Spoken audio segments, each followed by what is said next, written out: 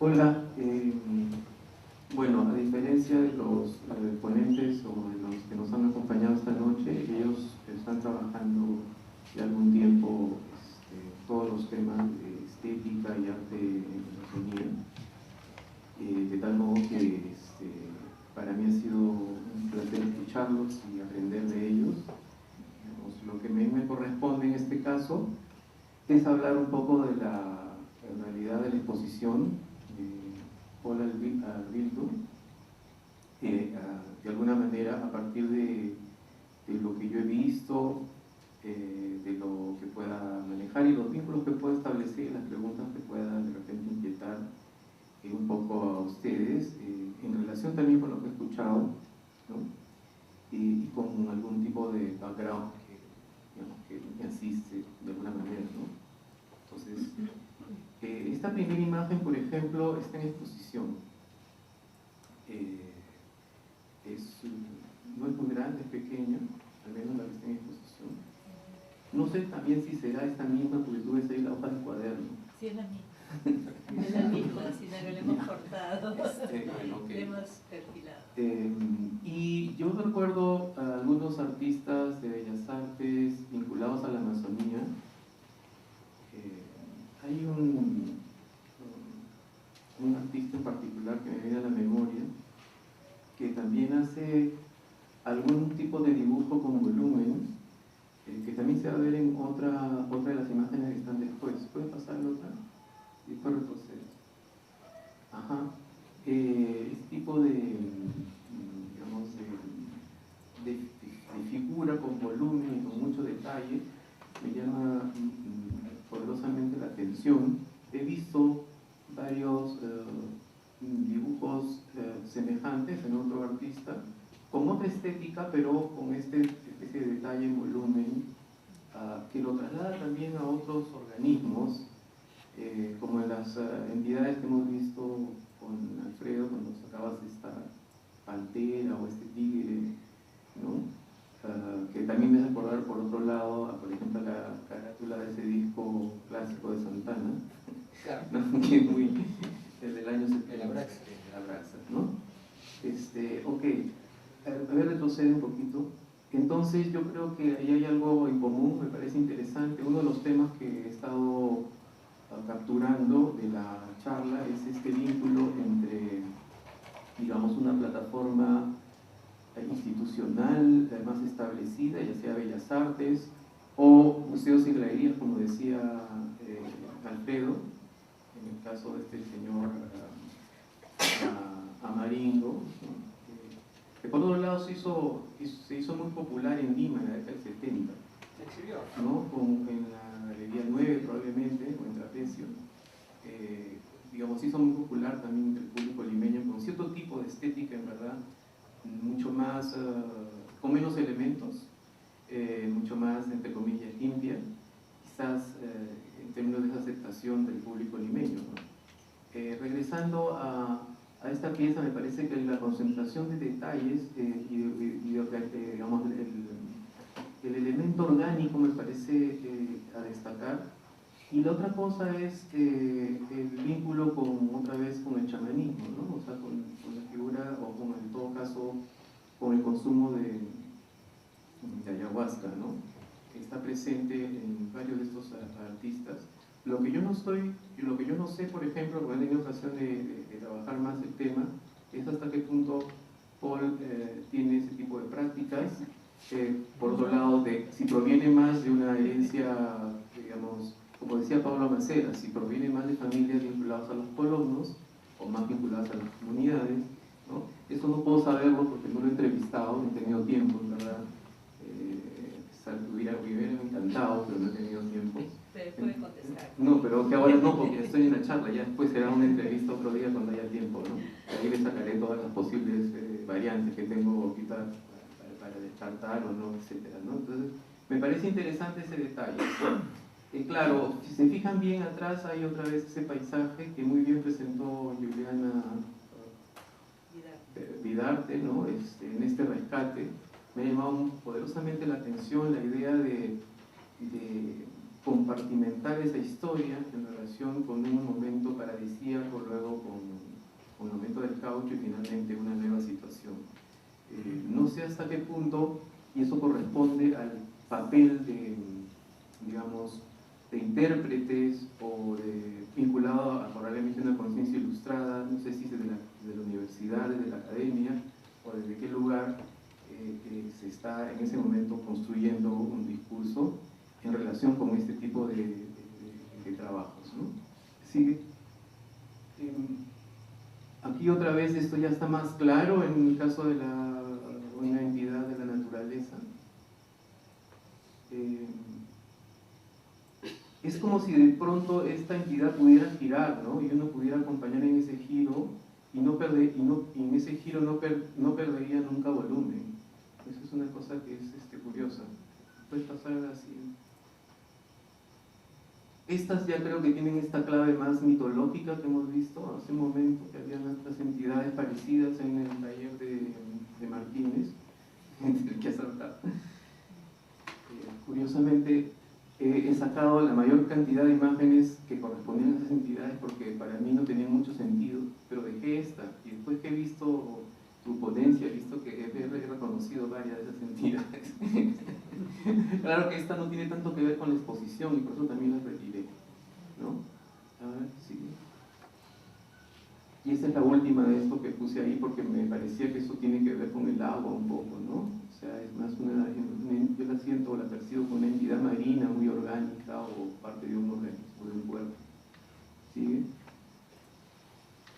Esto, por ejemplo, a mí me llamó poderosamente la atención cuando lo vi en su presentación que hizo en Bellas Artes, en un examen final, porque el contexto también está hablando. No es el taller de alguien que está en su ciudad trabajando en modo autodidacta. Este es algo así como una libreta de apuntes de un alumno que está terminando de estudiar en una escuela que tiene un sentido institucional bastante marcado. Digamos, al margen de si tiene una tradición, la de Bellas Artes, que proviene del siglo XIX o de la Academia Francesa para comienzos, para la fundación de Bellas Artes y luego sus transformaciones del milenismo pasando por toda esta otra trama más francesa de mitad de los 40 y etcétera. Al margen de toda esa historia, en la actualidad hay un proceso de transformación en Bellas Artes que puede ser de interés, ¿no? Hay una lucha muy potente por manejar otros discursos más contemporáneos, entre comillas, en términos de una herencia del conceptualismo que ahora se llama conceptualismo global, ¿no? Y entonces me parece interesante todos esos apuntes, esta especie de profusión de lecturas. Yo llegué a reconocer una lectura, por ejemplo, de Enrique Dussel por ahí, que algunos de los textos de Dussel ya los contará otro día en la entrevista, que ahora se la estoy sacando. ¿Cómo es que, de dónde tiene esas lecturas? Así, ¿cómo así llegó a toda esa literatura? Pero me parece interesante esa confrontación entre texto escrito y parte de un dibujo que a su vez también tiene elementos orgánicos, a veces incluso ya incrustados desde la propia naturaleza. Esto me parece, digamos, curioso porque ponerle marco a literalmente a una parte de un árbol o de una extraída directamente es muy curioso, ¿no? Igual en la que tiene marco más claramente, la de la derecha tiene como un papel, pero la de la izquierda tiene el marco literalmente puesto, ¿no? El bastidor y el marco que contiene el bastidor, ¿no? Y están puestos ahí la maderita de estos árboles. ¿Qué puede ser esto? Yo me preguntaba, ¿no? O sea, claro, desde el punto de vista tradicional, lo que se busca en una convención de la representación es pasar literalmente por clases de dibujo, trasladar de las tres dimensiones que tienen las cosas a plano y dibujo y aprender las proporciones. En realidad no importa si aprenden las proporciones, como decía Alfredo, en caso de tradiciones más locales. Eso no, creo que cualquiera que ya ha pasado por las críticas a la representación ya no interesa tanto, a uno no le interesa tanto las proporciones, cosa que a veces se encuentra así en los alumnos de Bellas Artes, la preocupación por el dibujo perfecto, acabado, etcétera, por la cultura del estreno, se podría decir en algún sentido, cuando en realidad los procesos son muy interesantes que queden evidenciados en sus propias libretas o en la propia espontaneidad de la acción. Por eso es que el gesto de colocar en el marco me parece de todas maneras interesante, al margen de lo que han hecho otros artistas ya claves y clásicos de la década del 60, como poner en medio de la galería un tronco, etcétera. Por ejemplo, Robert Smithson, algo de eso había en el último Bienal de Venecia, por ejemplo, cosas de Smithson tomadas directamente de los lugares en donde él las visitaba, ¿no? Bueno, sí. Acá con claridad esta confrontación entre, yo digo, elemento orgánico literal, casi huella, registro, escritura y dibujo. Esto me parece de interés, en verdad. En verdad, una buena colección de piezas así me parecía muy interesante. De hecho, hay un artista que vive en la selva que no es peruano, que le puse en Zona Ciega, que tiene también una combinación interesante poética de la huella, combina plantas con textos poéticos. Henry, se apellida, en fin, es alemán de nacimiento, pero vive de hace más de 30 años en la Amazonía. Herbert, ¿no? Ya. Entonces tú sí lo conoces, querido. Y a mí me parece interesante en esa tradición local, proveniente de cierta forma de pensamiento poético, por ejemplo, alguna pieza de Eyelson del 61 que se llama Papel, ¿no? Esa tradición de la huella, etcétera, ahí empalma bien con Herbert, con este artista. A ver si lo otro.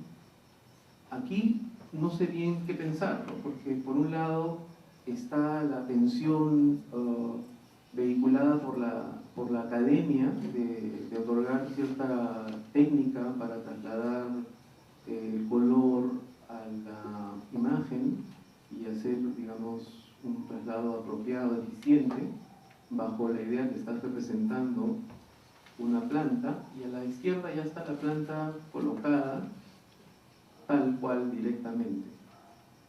No sé si desde un punto de vista estético puede uno pensar que hay un cortocircuito entre representación y presencia, ¿no? Es decir, escojo uno, ¿no? Uno, o el de la derecha o el de la izquierda, pero no los pongo juntos. O si quiero ponerlos juntos, los pongo en un proceso de libreta. Pero de repente eso puede quedar abierto. De repente si uno se empecina en colocar juntos ambas cosas, algo querrá uno decir. Y eso también queda como una pregunta abierta para procesos posteriores, ¿no?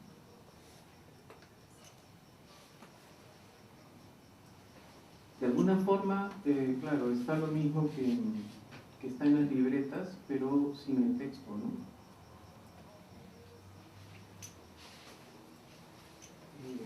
Eso, de todas maneras, en la exposición, por ejemplo, en el segundo piso, no hay piezas de la libreta que me parecerían fundamentales desde el punto de vista de combinar todas estas formas de representación, tanto las palabras, que están con una semántica, el dibujo como representación y la presencia directa del objeto, ¿no? Que entran en ficción esas tres posibilidades, ¿no? Claro, entonces acá, por ejemplo, si uno se deja llevar por esta especie de fascinación por la huella, que ya está en papel de Eyelson y en Herbert Heinrich, creo que es. ¿Ah? Henry Herbert. Heinrich Herbert, ya es al revés. Helbert, ¿no? Sí. Ah, exacto. Igual acá lo que hay es una traslación a la huella de la cuestión orgánica vinculada a un gran tronco o a cosas por el estilo encontradas en la naturaleza. En la ficha dice grabado, así que bueno, nos explicará ese procedimiento, porque también creo que hay una fascinación que uno puede tener por la posibilidad de de tener una mancha directa. Por ejemplo, en los experimentos de la vanguardia occidental hay estos papeles sensibles fotográficos que se ponen en contacto directamente, ¿cómo se llama? El rayonismo, se pone directamente en contacto con el objeto y aparece una imagen, ¿no? Fotogramas. Y los fotogramas son otros. Pero yo trabajo con el rodillo, ¿no? Ya, bueno, eso es todo una técnica que digamos, Arriba está. digamos, Está no, en es, el video. sí, no creo que sea, No he visto el video. claro, no creo que sea. ¿Cuál video? Es que hay un video en la Y ahí televisión. se muestra el- ¿No lo has visto? Ajá, yo no he visto el video, por supuesto, no lo he visto. O sea, he echado... Pero bueno, eso es una cosa que ahora le pueden preguntar a él para ver la técnica, porque digamos, hay un aspecto que a mí me parece importante destacar, que yo diría que yo lo articulo, digamos, que uno puede pensarlo articulado a dos esquemas diferentes. Hemos hablado, por ejemplo, ustedes han hablado de cuestiones artesanales. Por ejemplo, hablabas de piezas artesanales en los talleres. Y por otro lado, hay esta convención que viene de la academia. Entonces, un hito clave en esta historia, en el caso del arte peruano, es el premio del año 75 a López Antay, que genera fricciones entre gente de la academia en pintura en Bellas Artes y producción local en artesanía, fricciones sobre su estatuto de arte. Me parece interesante, ¿por qué? Porque muchas veces cuando se ha hecho trabajos sobre la producción artesanal, lo que se destaca precisamente son las técnicas. Grandes textos escritos, por ejemplo, sobre cómo se hace la cerámica, si se pone a tal temperatura o no se pone a tal temperatura, etcétera, etcétera, y de lo que se habla poco es del sentido de las representaciones involucradas en esas artesanías, o del sentido de las imágenes. Yo creo que acá el sentido de esta imagen vinculada a la huella te da esta especie de fascinación por una suerte de universo orgánico o de algún tipo que hay una necesidad de trasladarlo a imagen, digamos, rescatarlo. Por eso es que me parece interesante la técnica, pero insisto que hay algo más que la técnica, que es justamente otra vez estas huellas, estas cosas puestas sobre un soporte y que puedes compararlas con la propia presencia de los objetos, ¿no?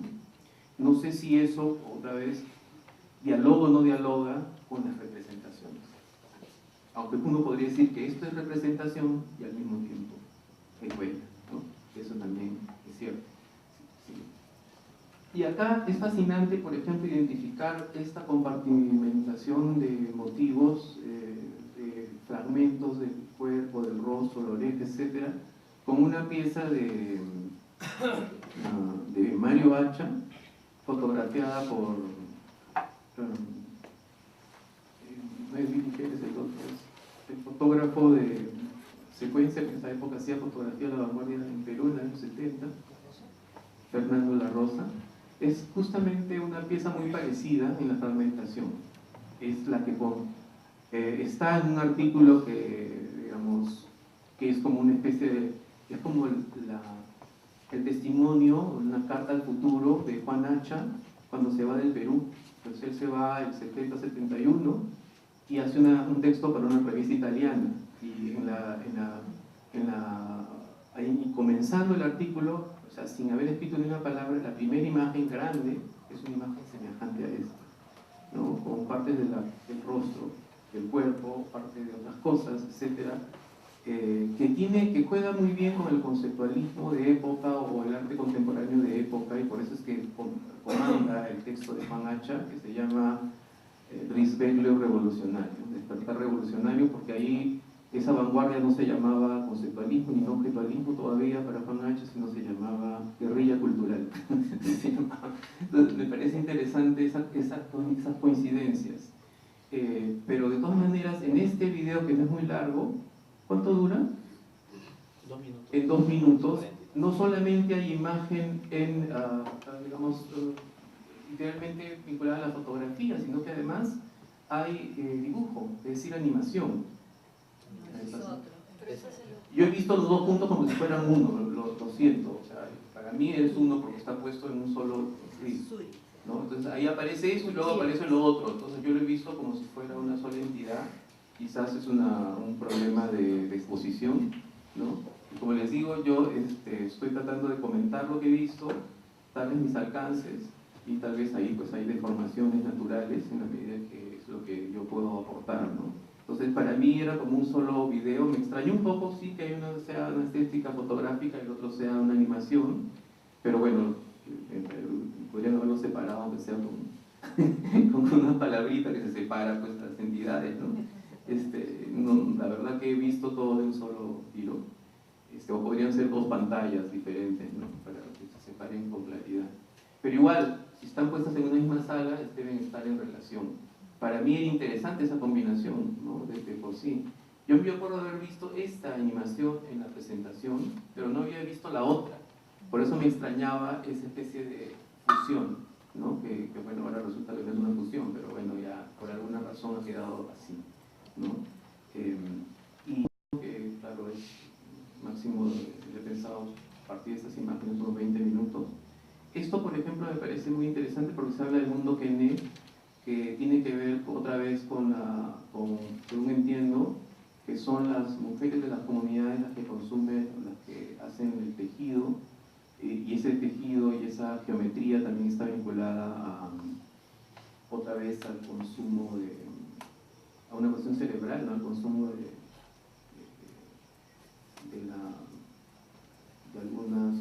en algunas situaciones internas, me imagino yo de algún tipo de flujo, ¿no?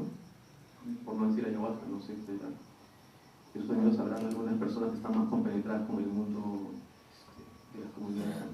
Entonces me pareció muy interesante, yo escuché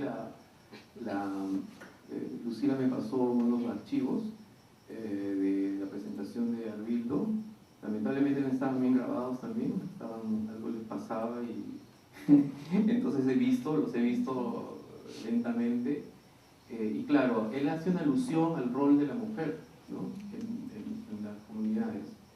Y me pareció interesante esa alusión.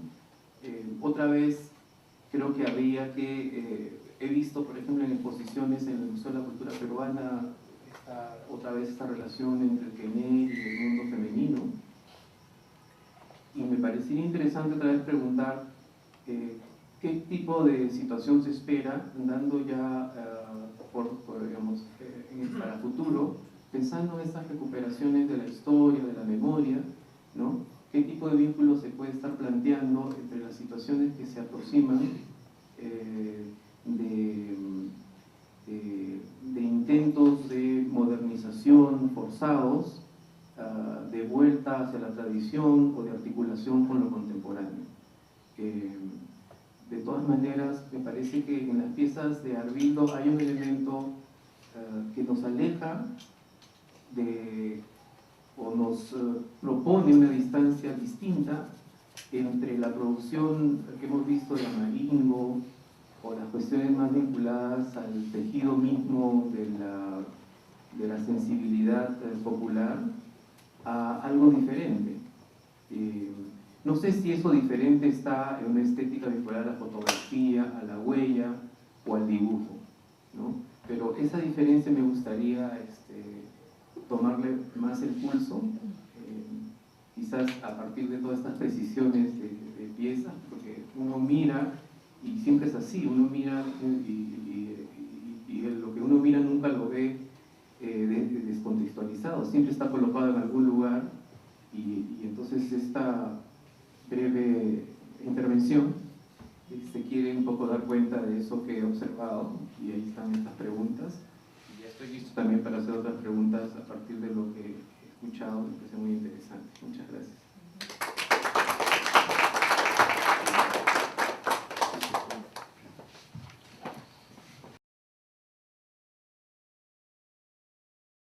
¿Tiene alguna pregunta? Sí, a ver.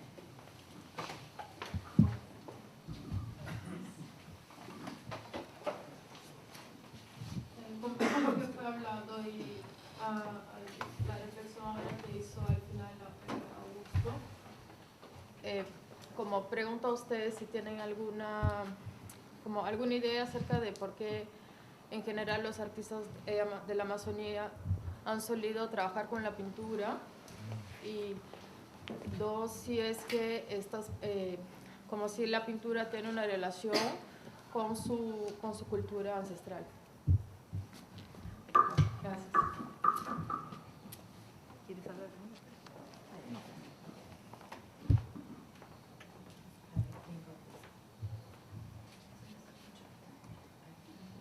El que debería contestar acá tenemos a Bruce Rubio. Exacto. Él Él debería ser. ¿Puedes venir por acá de primera mano?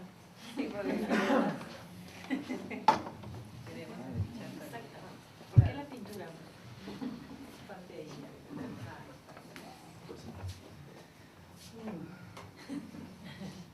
Gracias por el espacio que me están dando. Y yo creo que la pregunta, cada uno no tenemos la respuesta, ¿no? ¿Qué tiene que ver la pintura si es parte de nuestra cultura? Yo creo que la pintura siempre ha sido relacionada con parte de la cultura, pero en sus propias realidades y sus propias simbologías, como los diseños, los símbolos mitológicos o las imaginaciones que uno se percibe dentro de nuestras propias valores, de condiciones.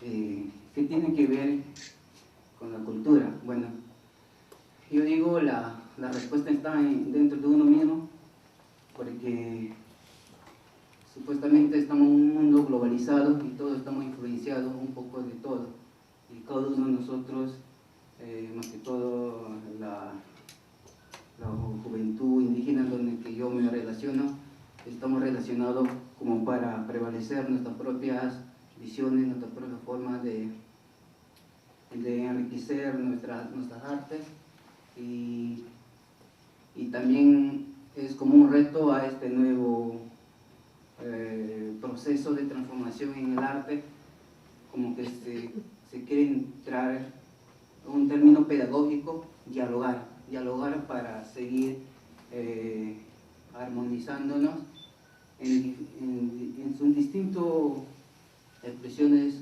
sociales y culturales. Yo creo que esa es nuestra forma de pensar mío dentro de la pintura, es como un diálogo entre la cultura mía y entre la cultura de la ciudad. Entonces nadie es ajeno del otro, mientras que uno tenemos la capacidad de procesar y transformar una sola realidad, no solamente un solo territorio, sino otro territorio. Eso es todo. Gracias.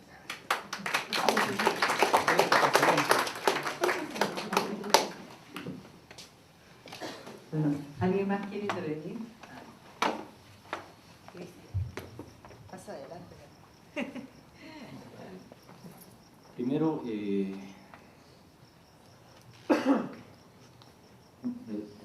tomando la pregunta anterior, el tema de la representación a partir de la pintura en el arte amazónico, de hecho es curioso, ¿no? Teniendo tantos materiales, ¿no? Como la madera, por ejemplo, tan abundante, no tengamos una tradición tan fuerte ni en escultura en tallado ni en grabado, por ejemplo, ¿no? Y que la pintura se haya instaurado como la expresión artística más común, tiene que ver con las enseñanzas que vinieron de fuera y tiene que ver con los modelos de mercado que se dieron incluso muy cerca a las comunidades indígenas, ¿no? Por ejemplo, en Corquillo, pueblo de Bruce Rubio, o Pebas, que está muy cerca, de donde procede la familia Yaguarcani, tienen como modelo a un artista también muy interesante, que es Pancho Uripa, como modelo de mercado, ¿no? Más allá de los modelos de representación artística, que tal vez el más influyente, o definitivamente el más influyente, es Víctor Churay. Pero en estos tiempos, la representación artística amazónica, si vamos a hablar como es el título de la conferencia Arte Contemporáneo Amazónico, si vamos a hablar de lo que está sucediendo en estos tiempos, va mucho más allá de lo que se ha hablado esta noche, se ha hablado de dos tradiciones muy importantes, la de Loreto y la de Ucayali, ¿no? Se ha hablado, tanto Alfredo como Yuli han mostrado claramente cómo se ha desarrollado en Loreto esta representación por lo real, entendido desde Occidente como qué es lo real, ¿no? Lo real ante los ojos, y cómo esta realidad distinta, esta realidad interior, estas realidades interiores se han desarrollado en Ucayali con mayor fuerza, desde artistas como Martínez, Amaringo, Mesa Sarabia, y uno importantísimo que sé que lo has pensado, Alfredo, Yando Ríos, ¿no? que es previo a estos tres. Y entre las preguntas, para terminar y no hacerlo largo, entre las tantas preguntas de Augusto, creo que también es necesario pensar en torno a la relación con la naturaleza o con las tradiciones, como mencionó al final tal vez el ayahuasca o tal vez el ampiri. Pues sí, tiene mucho que ver también eso con las representaciones en la pintura, ¿no? De hecho, los pueblos de Loreto, los pueblos indígenas de Loreto, no están vinculados a rituales con alucinógenos que producen visiones, ¿no? Alucinógenos como la ayahuasca, qué sé yo, más bien tienen otro tipo de efectos. Más sí en Ucayali, ¿no? Hay una tradición muy fuerte de ayahuasca, y de allí vienen pues la pintura visionaria y todo lo que se ha ido dando. Incluso el quené mismo está ligado de alguna manera a estas tradiciones, y lo que llamaríamos ahora el benaquené, que hemos dado por llamarlo de esa manera, porque sí, decía Augusto también, qué está pasando con estas tradiciones, qué vínculos tienen, o qué alternativas tienen de vincularse o de fusionarse con representaciones o con lenguajes o con disciplinas más contemporáneas, ¿no? Contemporáneas entre comillas. Bueno, el benaquené, por ejemplo, es un caso interesante, que hace unos 15 años el quené se ha disparado y se ha fusionado con representaciones más occidentales, ¿no? De la figura, y así como se ha dado ese fenómeno, hay muchos otros fenómenos. Con esto cierro. Creo que lo hacemos tanto Alfredo como Yuli y otras personas más. Ya no hablamos tanto de un arte amazónico, sino más bien de un arte amazonista, ¿no? Un arte que se genera no solo en las comunidades indígenas y en las ciudades de la Amazonía, sino más bien hay una producción gigantesca que se está dando en la capital, en Lima. Artistas renombrados han incorporado a la Amazonía en su discurso. Muchos artistas jóvenes, artistas reconocidos de diferentes países, están trabajando no solo en torno a la representación de la Amazonía, sino en torno a la representación de la Amazonía peruana, ¿no? Hay un gran interés por la Amazonía peruana. Entonces, el arte amazónico es ahora un arte complejo, diversísimo, muy, muy diverso. Son muchas las disciplinas a través de las cuales se representa, ¿no? Instalaciones, performances. Lo que está sucediendo en Loreto, en Ucayali ahora, son el desarrollo de colectivos que intervienen, espacios públicos que hacen murales, que hacen marchas, o sea, el arte en todas sus posibilidades, ¿no? Paul Arbildo hizo un mural fabuloso en Iquitos, en conjunto con la Restinga, y así se han dado muchas cosas que van más allá de la pintura, ¿no? De la pintura entendida como pintura sobre lienzo, ¿sí? Y ahora, pues, la muestra de Paul es una buena forma de entender cómo se está dando, ¿no? este nuevo rumbo del arte amazonista, ¿no?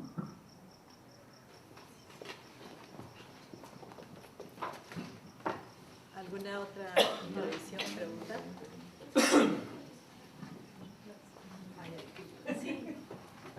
¿Sí? ¿Está prendido? Sí.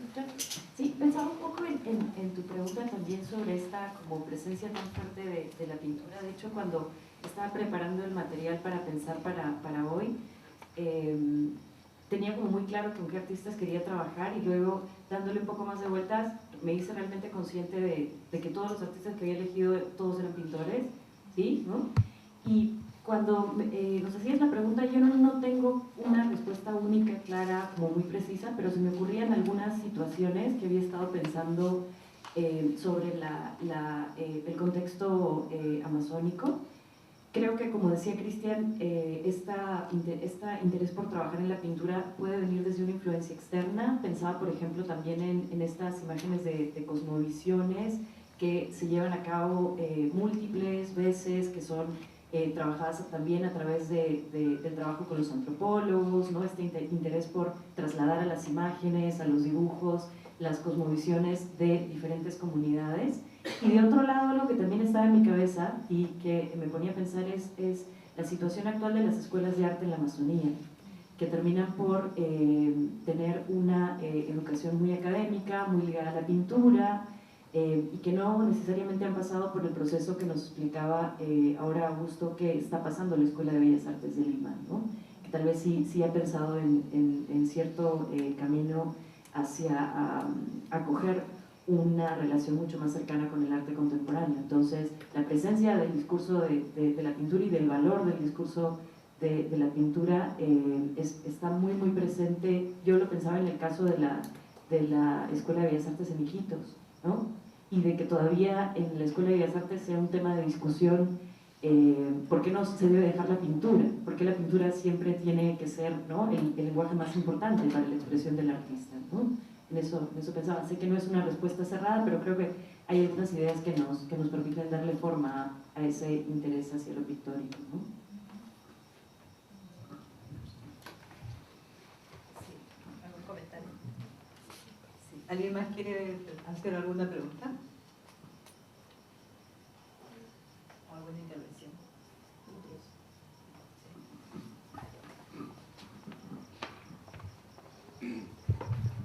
Buenas noches, muchas gracias por las referencias muy interesantes. Yo tengo una pregunta en relación, bueno, en realidad es abierta, en relación a todo lo que se ha visto de pintura desde los años 1800, o bueno, representaciones de lo que pasó en 1800 con el pueblo Araujo, cuando llegaron los buques, a Iquitos, ¿no? Que en realidad es pintura del siglo XX. Se ha visto un poco de la historia, la Amazonía contada, un poco de lo que es la denuncia a través de la pintura que habla sobre las situaciones de los cocheros, un poco del paisaje, visto de maneras de lo lírico, el color, también de la luz, la pintura visionaria. Y algo que menciona Cristian que es muy interesante, ¿no?, que es ahora hablar sobre una pintura que ya no es necesariamente propia de la Amazonía, sino que ya está, que es en realidad el concepto que se va a desarrollar desde diferentes puntos a nivel mundial. Yo quería preguntar, ¿no?, si conocen, si saben, o qué hay de pintura contemporánea, o no necesariamente pintura, expresiones contemporáneas, que traten ya no solo de estos temas, sino quizás algo más ligado al medio ambiente, a la contaminación de los ríos, o lo que sucede en la Amazonía actualmente. Si bien hay activismo político y ciencia política, ¿de qué manera se manifiestan las expresiones visuales?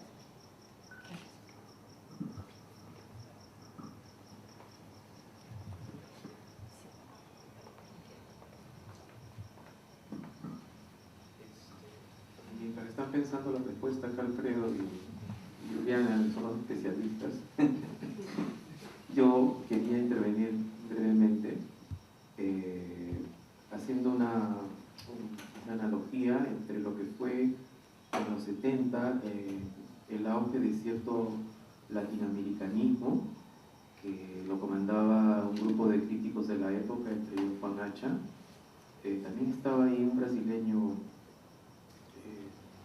Mario Pedrosa, muy interesante.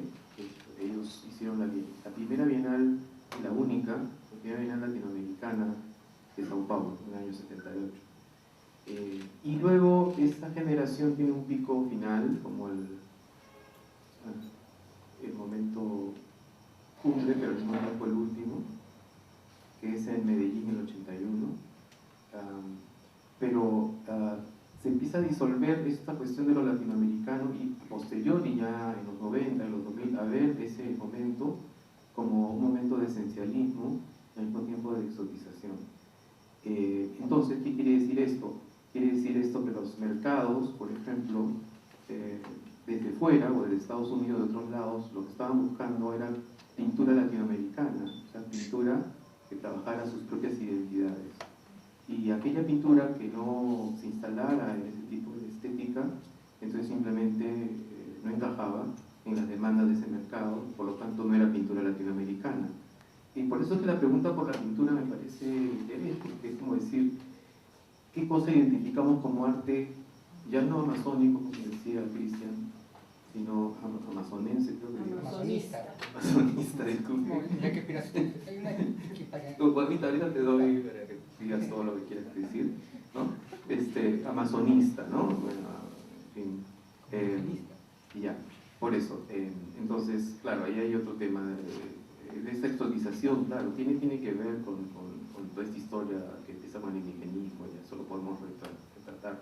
Pero lo que quería decir yo es que quizás los nuevos ejes vinculados a la globalización y a lo contemporáneo exijan a estas estéticas otras posibilidades que ya han estado implícitas, y por eso me parece que es refrescante la muestra de Arbil, es decir, estas cosas de huellas, esta posible vinculación con una memoria distinta, con la fotografía, con el video, ¿no? Te da otra entrada muy diferente, ¿no?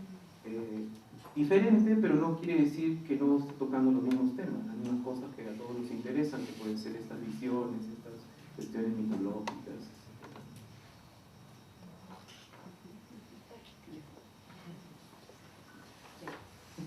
Y primero era para responder a tu pregunta, ¿sí?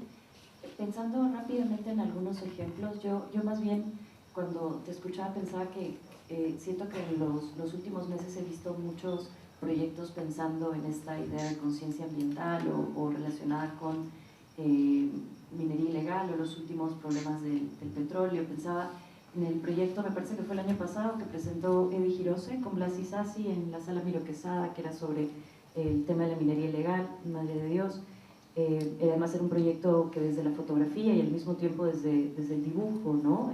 Se concentraba en la temática. Luego se me ocurría lo que hizo Hawapi, ¿no? Este proyecto que también llevó a un grupo de artistas a trabajar directamente en la Amazonía, y el tipo de proyectos que se habían presentado podían ser muy de corte conceptual también.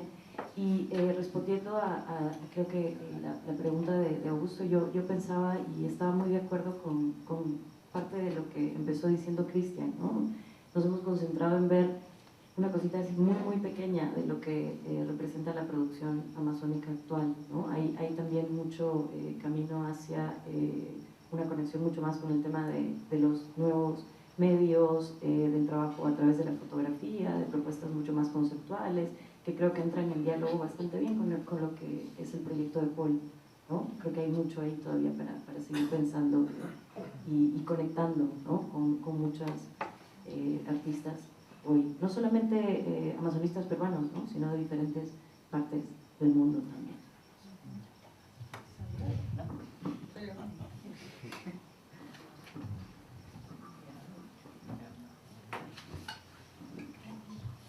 Buenas noches. Solo quería hacer una pregunta porque, claro, en el caso de Augusto había dejado varias preguntas a Paul, ¿no? Un poco sueltas como para que en algún momento se pudieran responder. No sé si en algún momento, Paul, no digo todas, pero algunas de ellas pudieras aclararnos un poquito. Porque, claro, los que ya conocemos tu trabajo lo conocemos bien, ¿no? Pero estas interrogantes pueden haber sido trasladadas al público, y si pudieras, por ejemplo, saber si en tu proceso utilizas el ayahuasca o estas cosas, ¿no? O este tipo de preguntas que te he hecho gusto y que sería bastante interesante que pudieras responderlas, ¿no? Algunas de ellas, bueno. Se cuesta San Juan, Puede aclararte. No creo que lo ando tomando ayahuasca, nada de eso. Sino es que más del lado de colonios, más de parte colonial de Calpa, como se diría, ¿no? Más de las urbes todavía, ¿no? Solo que la generación muy cerca de mi abuelo, sí. Vengo en Pucallpa, vivo con mis abuelos, que mis padres, mis padres fallecieron todos ellos, ¿no? Pero viví con una familia que ya tenía mucha relación con recién salidos del monte, como dicen, ¿no? Entonces, recién se van a la ciudad y los primeros hijos que tienen, ahí estoy yo, ¿no? Así, entonces, por eso es que desde muy niño yo, una influencia fuerte que voy a remarcar es la presencia de mi abuelo. Mi padre fallece y mi abuelo es quien me ha criado, ¿no? Y no solo el criarme, sino él me ha compartido conmigo lo que sabía. Yo de niño siempre le ayudaba a hacer sus medicinas, sus plantas medicinales, cómo iba al mercado,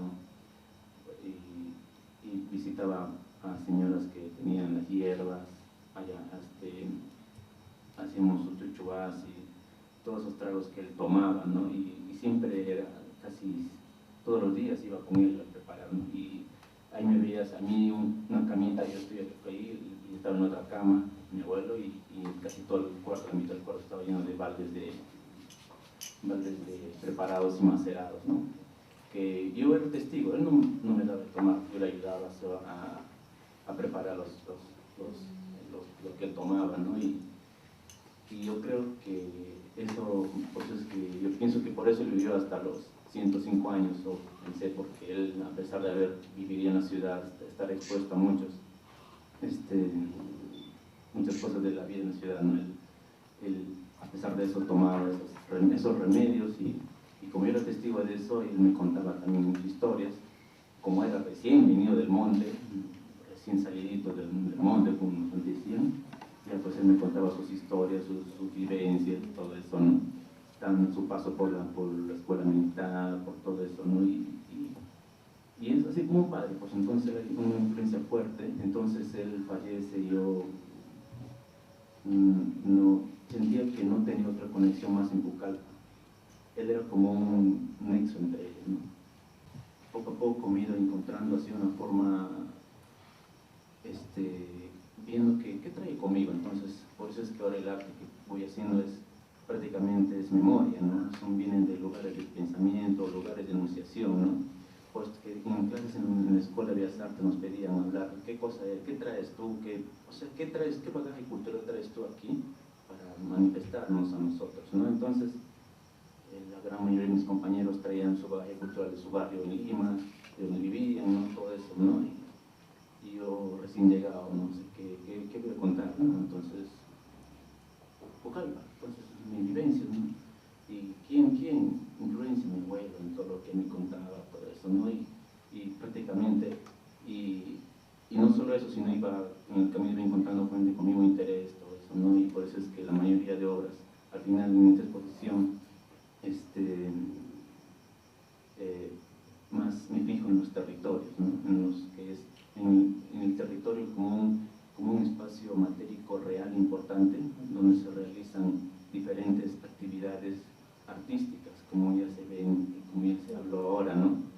Y prácticamente el hecho de que cuando yo mostraba mis dibujos, muchos creían que tomaba algo, ¿no? Que te estás alucinando, que te tomas, ¿no? La verdad, no, sino una cosa es que en la escuela te pulen en el dibujo, ¿no? Yo me pulí en el dibujo, ¿no? Pero tienes que decir algo más, ¿no? Entonces yo mezclaba la técnica de la escuela con lo que yo venía detrás de mí, ¿no? Venía acarreando. Entonces, si en este momento precisamente saco esa conclusión, entonces diría que mi ayahuasca tuvo mi abuelo, ¿no? Todo lo que él me decía, ¿no? Puesto que, bueno, sí, para tomar ayahuasca sí hay que tener una preparación. Yo una vez casi la tomo, pero yo no me siento ahorita digno de empezar a consumirla, ¿no? Me siento digno en un sentido de salud corporal, mental, para ello, ¿no? Yo soy muy necio. Yo digo, si quiero ir a tomar ayahuasca, no lo voy a hacer en Lima. Tengo que ir a los espacios porque yo valoro los espacios de donde nacen esa actividad, ¿no?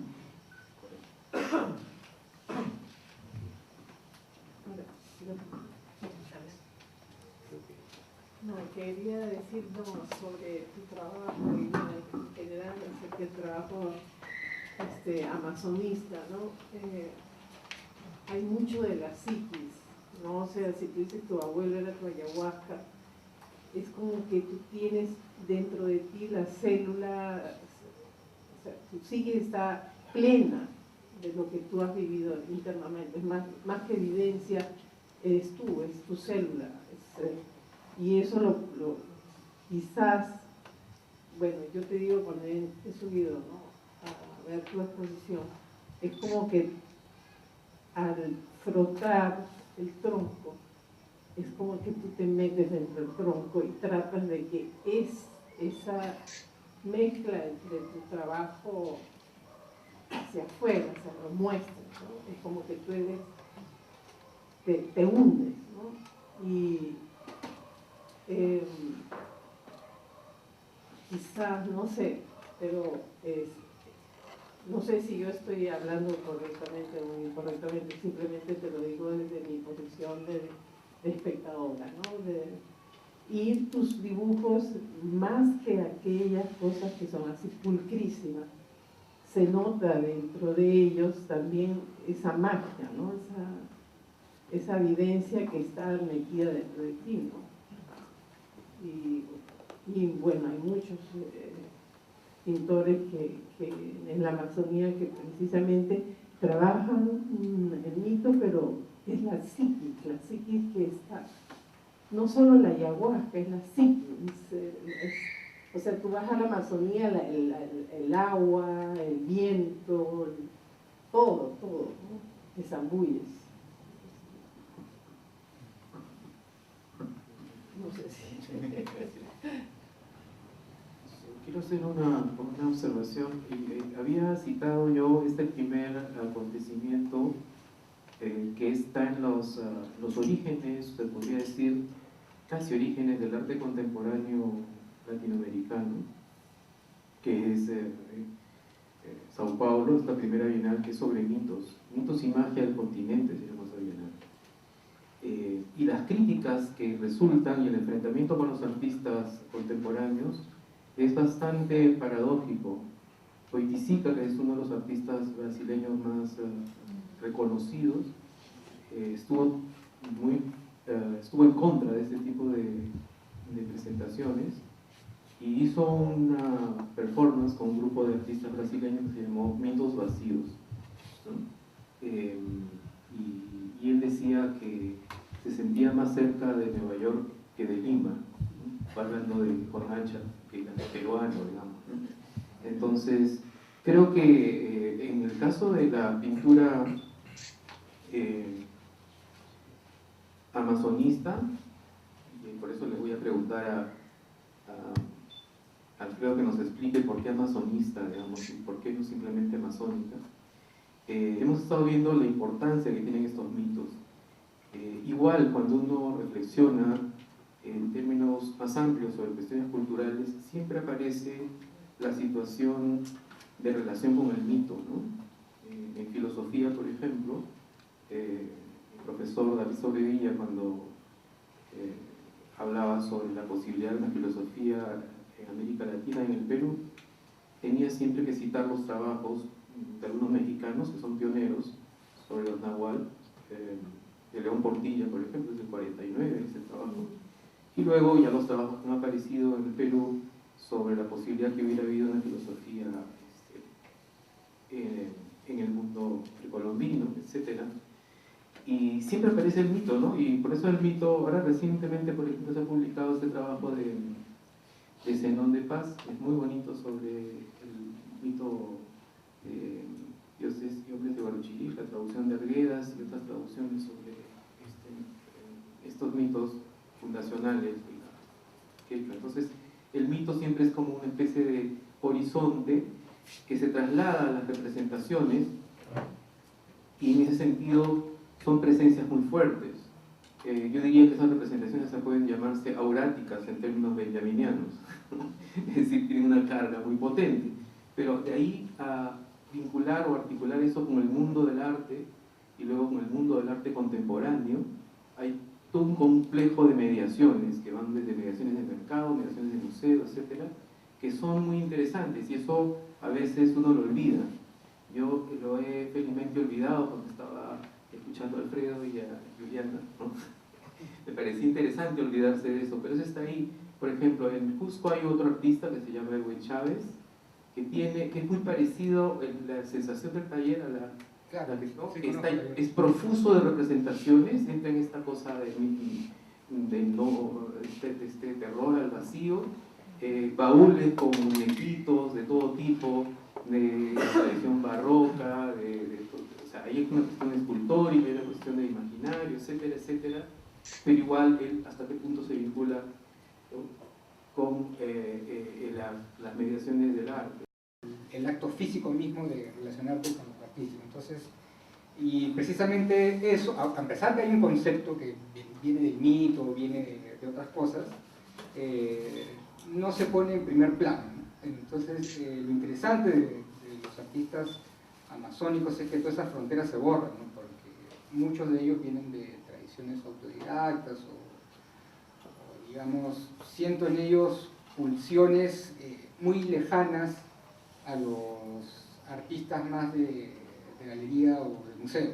Es decir, Luis Martínez me interesa más allá de lo bonito de su cerámica, de su artesanía y de su trabajo, es su pulsión que va más allá del mercado. Es decir, si Lucho no crea todos los días algo, su vida no tiene sentido. Esa cosa media romántica que ha desaparecido de los artistas contemporáneos que todo lo calculan, creo que es algo muy valioso de algunos artistas amazónicos.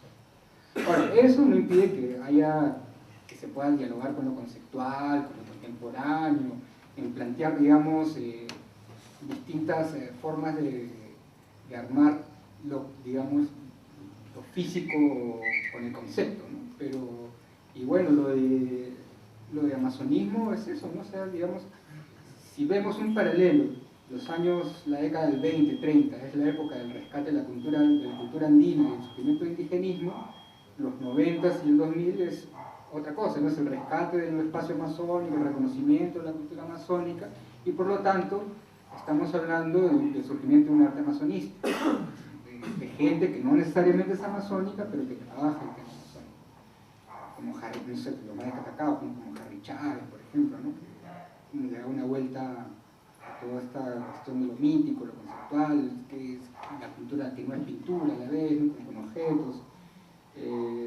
Hay mucho terreno para trabajar y para ir, ¿no? Entonces creo que lo que ha aportado el arte amazónico al arte contemporáneo es esa sangre que estaba un poco perdida, ¿no? Esa pasión, ¿no? Entonces tenemos artistas como Kuma, como Lucho, ¿no? Que son artistas muy, muy viscerales y que salen de cualquier corsé académico, ¿no?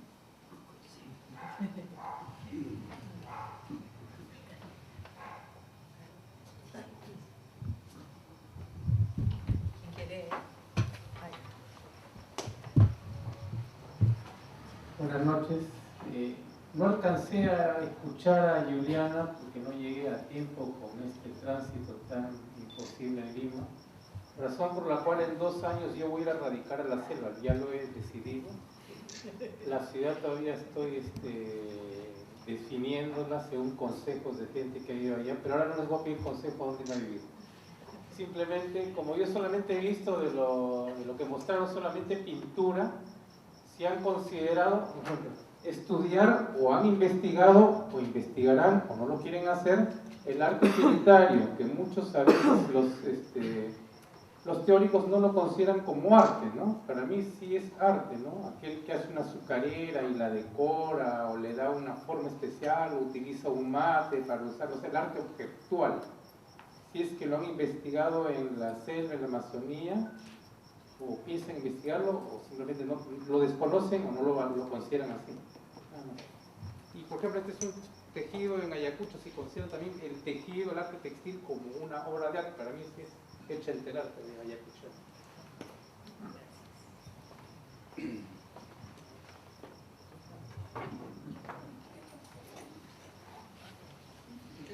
Pero sí hemos estado hablando del caso de Martínez o el que Sí, por ejemplo, y bueno, cuando escuchaba tu pregunta se me ocurría el trabajo de Graciela Arias, con quien ya hemos trabajado, Y de hecho lo interesante del trabajo de Graciela es que en un mismo espacio de exposición teníamos un trabajo de pintura que representaba figuras femeninas que cruzaban ciertos estereotipos sobre lo femenino, y al mismo tiempo teníamos otro tipo de objetos como una tacachera, ¿sí? El tacachero, que es donde se hace el tacacho, el elemento de madera, que tenía algunas imágenes de ciertos mitos, ¿no? Entonces, sí, habíamos decidido incluir a todos estos objetos dentro de un mismo espacio de exposición como parte del proyecto artístico de Graciela, que era un proyecto artístico mayor, ¿no? Entonces, sí, de hecho, hemos trabajado con otro tipo de objetos también.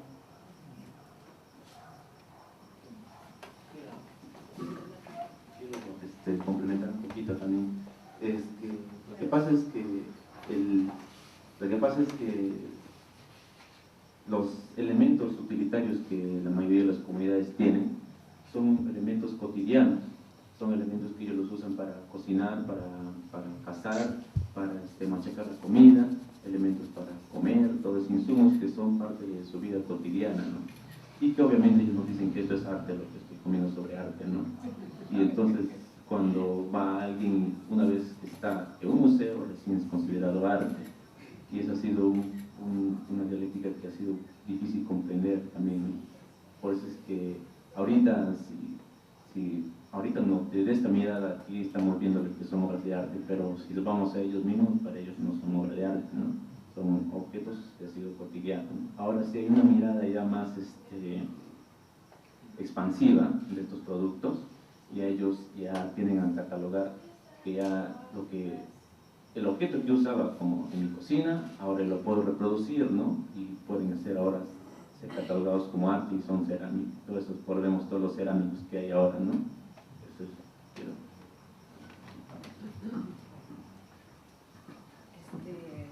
sí, querías intervenir. Sí, solo ya, está bien. Solo para agregar que sí se han hecho muchos trabajos de valoración del arte utilitario amazónico, ¿no? Incluso exposiciones donde se han exhibido como piezas de arte desde, claro, teniendo en cuenta cuál es su utilidad cotidiana, pero a pesar de ello presentadas como piezas de arte, ¿no? Desde El Ojo Verde, La Serpiente de Agua o diferentes publicaciones que se han hecho sobre estas piezas. En el IPNA se hizo La Ventana al Infinito, de arte de con Ivo. Se ha publicado un libro sobre estas piezas. Recientemente el Ministerio de Cultura ha publicado un libro sobre cerámica ahuajún, ¿no? Y de hecho hay zonas que aún no se ha explorado mucho la producción, pero que sí hay trabajos de rescate, de valoración y de un comercio justo o valorando estas piezas ya como arte y no solo como utilitario, ¿no? Como el arte Cucama, Cucamiria, la cerámica Cucama, Cucamiria se está rescatando, y aún no hay un trabajo de otras cosas que no son cerámica, como por ejemplo cestería o cosas así, que está en proceso, pero por ejemplo en las comunidades Bora y Huitoto ya hay talleres y cosas que han servido para rescatar tradiciones de estas producciones, ¿no? De estas producciones. Bueno, agradecemos a Alfredo Villar, a Augusto del Valle y Juliana Vidarte, que nos han dado un panorama bastante bueno del arte que se vive ahorita en la selva. Y queremos invitarle para nuestra próxima, bueno, primero para que suban los que todavía no han subido a ver la exposición de Polar Bildo, que se llama Solastalgia, y para invitarles a la próxima exposición que se llama Probablemente sea nada. Son 9 artistas, fotógrafos, y hacen videoarte e instalaciones de alumnas de la Universidad Católica y de la Universidad de San Marcos, que van a exponer a partir del 15 de julio al 12 de agosto. El 15 de julio es la inauguración, están todos invitados, hay una pequeña performance musical al comienzo. Muchas gracias por haber asistido. Hasta luego.